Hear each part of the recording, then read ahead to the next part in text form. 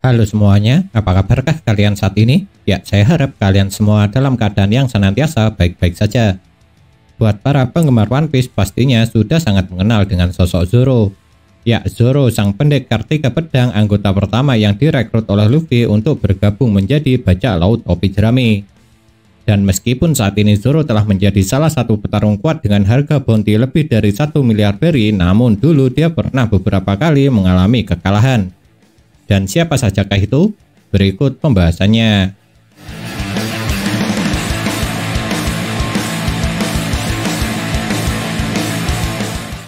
Orang pertama yang diketahui berhasil mengalahkan Zoro ialah Arlong. Ya, betul, Arlong sang manusia ikan hiu. Pertarungan antara Zoro dengan Arlong terjadi di Arlong Park. Dan pertarungan itu dapat terjadi lantaran Luffy ingin menyelamatkan Nami dari cengkraman Arlong. Memang benar saat itu Zoro kalah dari Arlong. Namun saya rasa hal itu sangatlah wajar. Sebab bagaimanapun ketika menghadapi Arlong, kondisi Zoro memanglah tidak dalam keadaan prima. Lantaran dirinya baru saja mendapat luka parah dari Mihawk. Apalagi saat itu dua pedang yang digunakan oleh Zoro juga hanya hasil pinjaman kepunyaan Johnny dan Yosaku. Jadi dengan kondisi yang seperti itu sangatlah wajar jika Zoro kalah dari Arlong.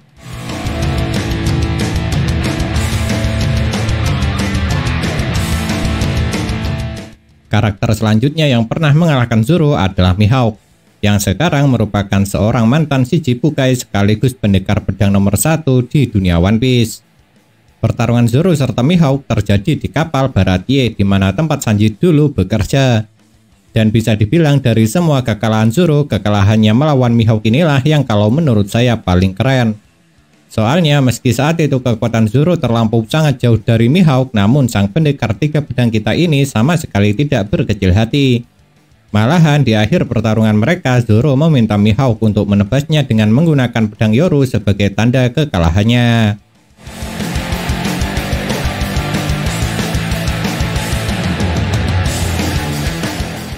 Yang selanjutnya pernah mengalahkan Zoro tidak lain adalah pemilik kekuatan buah iblis logia petir, Enel. Seperti yang kalian tahu, ia merupakan antagonis utama dari arc Skypiea. Ketika awal Zoro berhadapan dengan Enel, sudah pasti Zoro kalah. Bukan cuma Zoro saja, tapi hampir semua anggota topi jerami tidak bisa melawan Enel dan cuma Luffy saja yang bisa. Namun saya rasa kekalahan Zoro melawan Enel dulu itu masih sangat wajar. Sebab bagaimanapun kala itu seingat saya kita masih belum terlalu diperkenalkan dengan kekuatan haki. Jadi tubuh Enel yang tidak bisa dilukai dengan serangan biasa tentunya membuat semua anggota bajak laut topi jerami termasuk Zoro sangat kesulitan untuk dapat mengalahkannya. Makanya kekalahan Zoro itu saya anggap sangatlah masuk akal.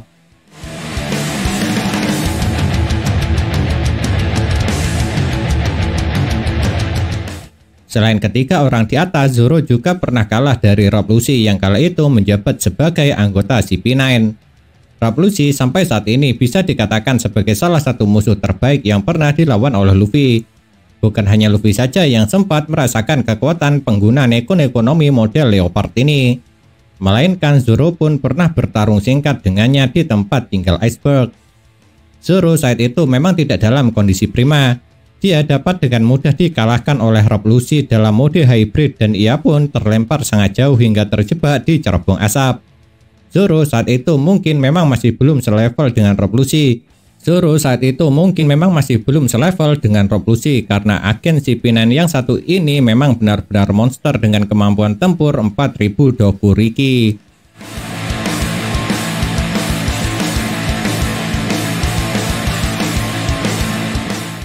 Kuma adalah mantan petinggi pasukan revolusi sekaligus mantan Shichibukai yang rela menjadi eksperimen pembuatan senjata penghancur pasifista.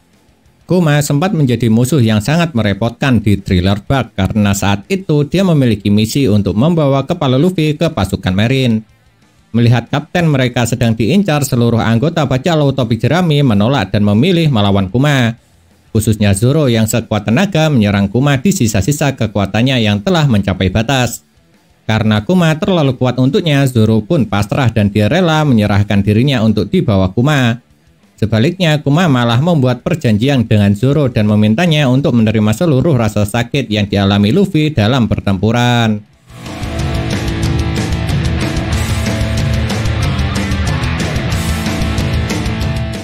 Musuh keenam yang pernah mengalahkan Zoro adalah Kizaru yang notabene merupakan Admiral Angkatan Laut. Setelah insiden penyerangan Tenryubito, Kizaru mendapat perintah untuk menghabisi Luffy dan seluruh krunya beserta bajak laut lain yang terlibat. Ia bersama Sentomaru dan dua pasifista mampu membuat Luffy terpojok dan di ujung tanduk. Zoro saat itu pun juga tak berdaya saat berhadapan dengan Kizaru yang tidak bisa diserang dengan cara apapun, kecuali dengan haki ataupun batu laut. Untungnya saat itu ada Kuma yang datang menyelamatkan Luffy dan teman-temannya. Meskipun itu artinya mereka harus terpisah di berbagai tempat.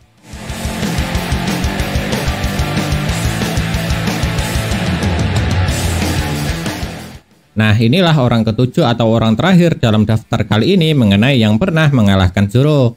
Ya betul, dia adalah Kaido, sang kapten bajak laut binatang buas. Pertarungan antara Kaido dengan Zoro memang tidak berlangsung lama. Pasalnya kala itu Zoro hanya salah satu orang yang tengah melawan Kaido. Tapi yang jelas meski pertarungan Zoro dengan Kaido sangat singkat, sang pendekar tiga pedang ini pada akhirnya harus mengakui kalau dirinya tetap kalah. Sebab setelah berhasil menahan serangan maha dahsyat milik Kaido, Zoro harus terluka amat parah. Bahkan saking parahnya dia sampai sama sekali tidak mampu untuk bergerak. Dan untungnya saat itu Sanji mau membantu dan membawanya menuju ke tempat Chopper berada.